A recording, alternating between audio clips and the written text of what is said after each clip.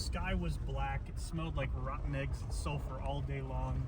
This is the oldest building in Jerome here that is now turned into a house. I love this place. The woodwork in here is out of this world. You do not understand what this house is from the outside or even from downstairs. This is the old wagon road that came into Jerome. It's over the pit mine. The open pit is right over here, which goes way, way down in the ground. All kinds of classic cars would race up from the high school into downtown full speed. But these are the old foundation pillars of the Montana Hotel. God, I wish I could have seen it in its heyday. It was really, really something. But down here, this is just one of the lower doorways. It's really all that's left. But what a view it once was. On the road with Ron and Jason, on a routine expedition, down the deepest cavern ever known, down on the rapids, it's something tiny rat, it goes down 1,000 feet below.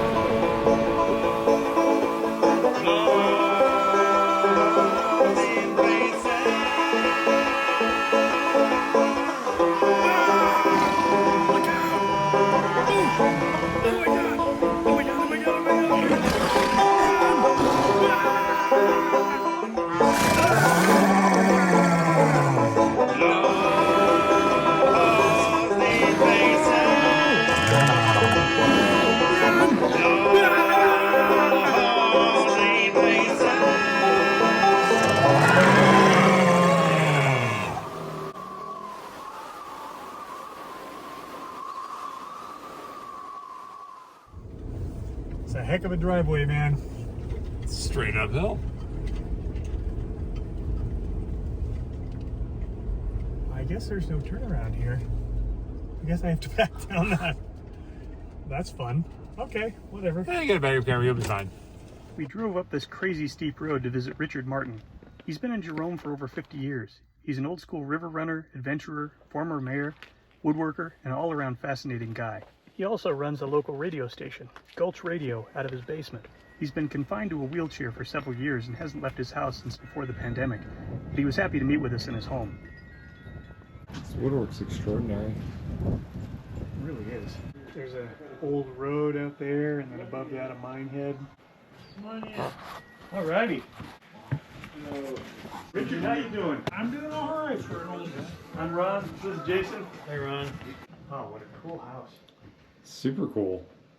So this is the Jerome Pirate Radio, huh? I don't know how pirate it is anymore, but I think it's a legitimate radio station now. It has been for some time.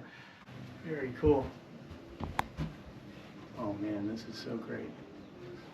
Well, the last time I was here with my daughter, we were hiking up around the Montana Hotel Site. and as I was climbing up, a big piece of native copper just rolled down on top of my foot. Oh yeah, is it what they call it? Some of that's what they call peacock copper. And I polished it up so it was a little shinier. You know, the museum in Prescott has that copper dress. It's Mhm. supposedly made of copper from hair. Yeah, it was Have like you ever seen woven it? copper, yeah. Is it cool? It's very cool.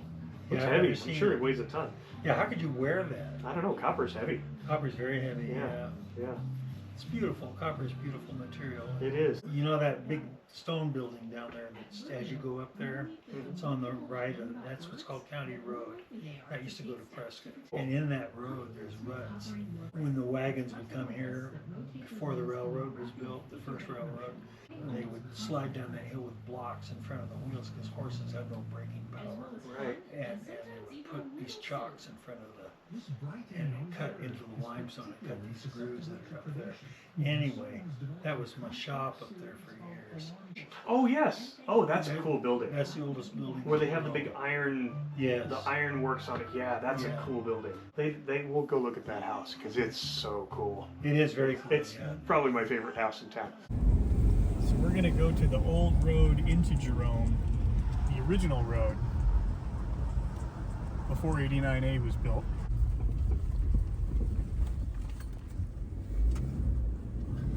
God, this is steep.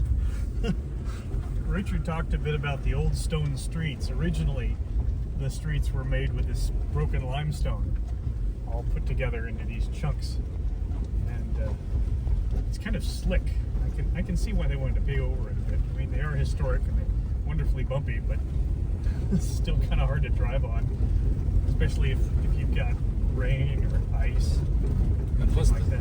Plus the steepness. This is the oldest building in Jerome here that is now turned into a house. I love this place. There's any house that would be like my dream house. Oh my gosh.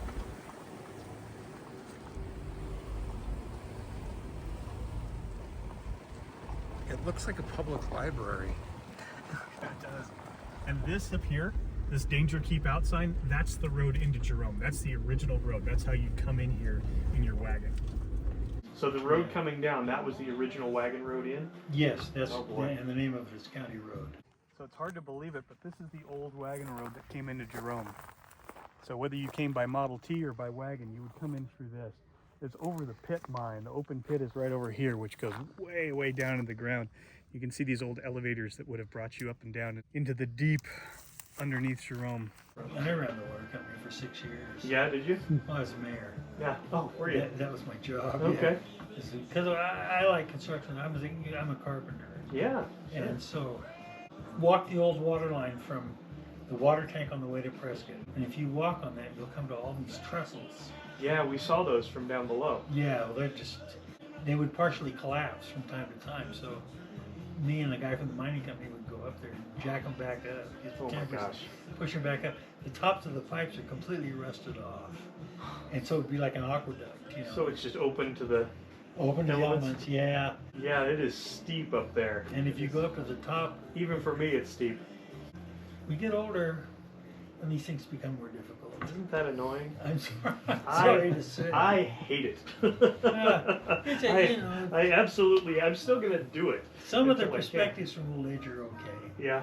Well, for a while, every place you could put a shovel was a mine. Yeah. You know, I mean, you can look right over there, it's big tailings right there. You Well, know. that big one that you come in from Prescott, Mhm. that's the Verde Central. And the 30s, Phelps Dodge bought that and tunneled from over here into that. Do you know how many miles of tunnels are below Jerome? Well, there's supposedly 85 miles. 85 miles. Yeah. And it goes down 4,900 feet. Right. And we're about 5,000 feet here. 5,000, yeah, this house is 4,950 wide. Now, did you move here in '83? No, I moved here in 1973. 73. Okay. Yeah. So that is the year I was born. No, just a youngster. What brought you to Jerome? Of all the places that you could be? Well, I like ghost towns, and I like railroads. And Jerome has a great railroad history. I used to race motorcycles, and I got a job in Albuquerque. And I got to Jerome, and I liked it so much here, I never left. How old is this house that you're in? This house, well, I didn't get this picture out for you. See where this right right there, here? that's it. That's your house. That's this house. And that's from when? 1922. 1922. I think this house was probably built around 1902 or thereabouts. I know a little of the history of the house. Did you build a lot of this down here? We dug it all out by hand. Oh wow. I just love this spot. It's such a cool little hidden cove. Yeah. Like I never would have found it if you hadn't given me directions. I bought this house for $375. And Oh my God. you know, I came out here to steal wood off of it because I was making picture frames, old wood picture frames. Sure. And I knew the house was down here, but I couldn't get any of the wood to pry off. And I got to looking at it and I noticed that the roof line was real straight on it. And I thought, and I came out and I sat down out in the porch out there and I smoked a joint. And I went, you know what? I really like this spot. I want to live here. So I started looking around and found out who owned the house. The guy that was the agent for the mining company came out and he said, yeah, I'll sell it to you. I said, well, how much? He said, $375. I said, well, I don't have $375. He says, I'll give you payments on it. I said, okay. And the rent was on the land was $5 a month. Later they sold us the land. They sold everybody down here on the land. I looked at prices up here, and you'd have to add a few zeros onto that price. Well, After our talk, Richard invited us to explore his amazing home that he has restored and remodeled himself.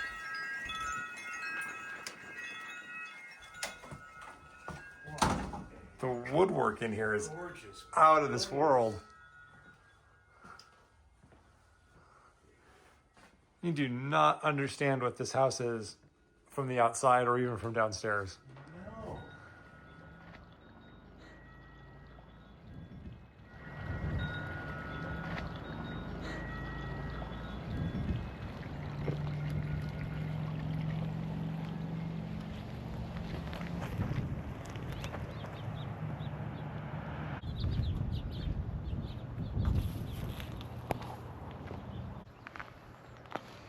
It's the heel of an old boot.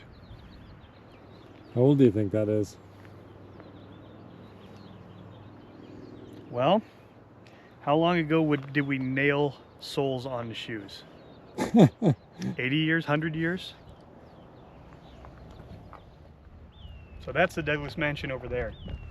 James Douglas, the mine owner, built that. I believe it was 1916. It's actually made out of concrete, like a lot of buildings here.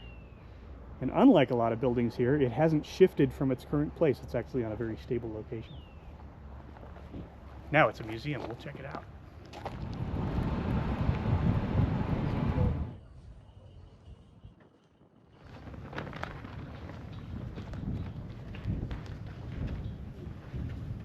Of course, I'm a huge rock hound, so I love coming to this museum just to see the rocks they have on display that they've pulled from underneath the mountain. Many even more beautiful samples were just smelted down for copper by mining companies who didn't care about how pretty they were. They also have a wonderful gallery of fluorescent minerals here that glow under ultraviolet light, and I never miss a chance to visit it. The town of Sunshine is back here.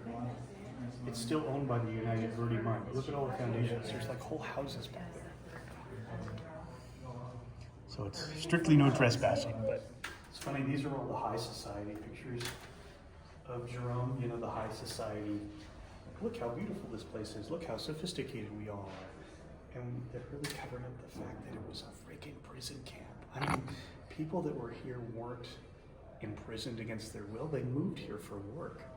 But once you started working, you had to work. It was a company town. You were required to put the work in. And there was nowhere to go to find another job anywhere nearby. There was nowhere to go to find another job. And if you got fired from this mine, the only other mining work was in Bisbee, which was owned by the same company. So you couldn't escape. It was 2 days to anywhere. And if you got hurt or something like that, or you got fired and you weren't allowed to work again, you'd never be able to work again. Ever. Like, it's a death sentence.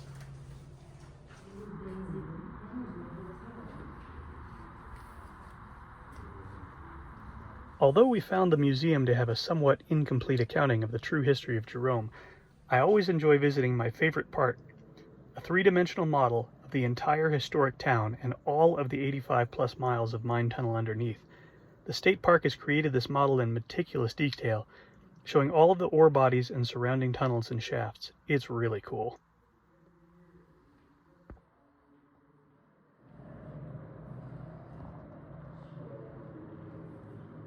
This struck a memory. A few years ago, I was going through some of my grandparents' old home movies, and I ran across this one from Jerome in 1963. My grandpa was a car nut, so I knew he traveled up from Phoenix to watch this race. All kinds of classic cars would race up from the high school into downtown full speed. Austin Healey's, Mini Coopers, MGs, Jaguars, Pumas. The race ran through the town from 1959 to 1964, a few years after the mine closed. After a few nasty accidents, insurance costs forced the race to close, but it sure looked like a cool way to spend the day.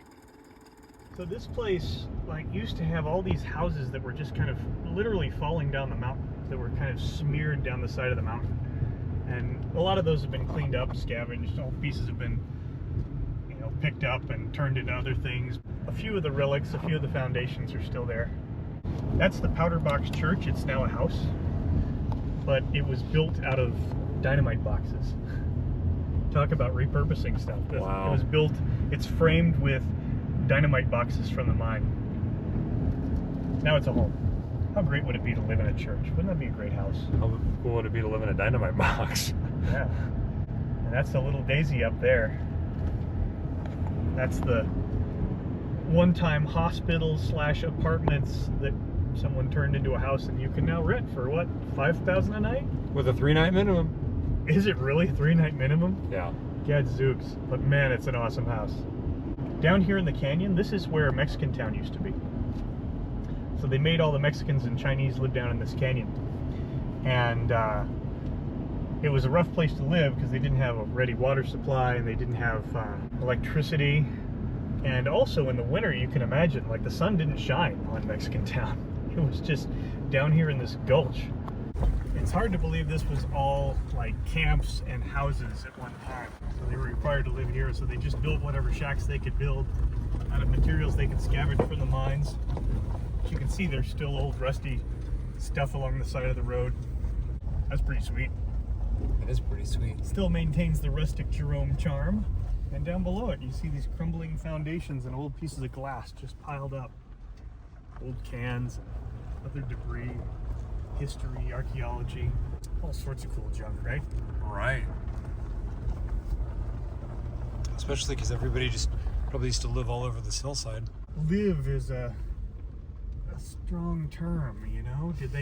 Were they really living out here? They were just kind of scraping by. What would they say, like $4 a day in the 1880s? That had to be some good money. That's why people moved here, because sometimes there was no good money to be made. So you toil away in a slave labor camp, hopefully save enough to get out one day. Go somewhere else, far away from here. I mean, the sky was black, it smelled like rotten eggs and sulfur all day long. It was just filth and grime on everything. You know, if you visit the state park, it'll show you kind of the shiny, interesting history of Jerome, but there's so much of it that's just dirty and awful and scary and dangerous. We decided to end our day with a climb to what was once Jerome's finest construction, the Montana Hotel. This modern hotel boasted 200 rooms, or 100 rooms, depending on who you ask. It had copper fixtures, electricity, and commanding views of the mountains of Sedona to the east. It was considered the finest hotel in all the West. Now only foundations and rubble remain of this once stunning place. And lots of glass pieces.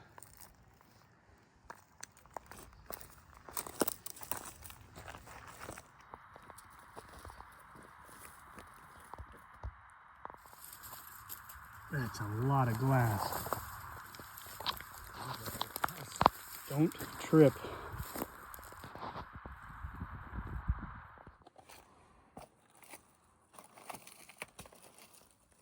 You see slag up here from the mines too.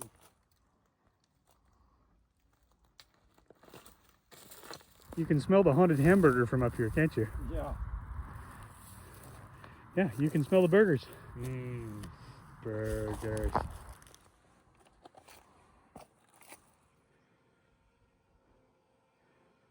When did this place burn down? I think it was in operation from 1900 to 1915. And it burned down because it was in Jerome. And everything in Jerome burns down. At least once.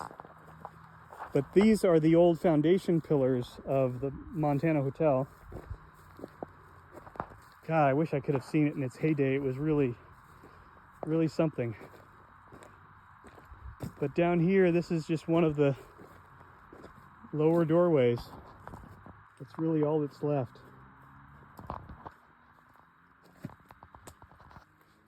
But what a view it once was. They had theaters, they had dance halls, they had everything. So, I mean, this really, it may have been the middle of nowhere, but it was quite the outpost.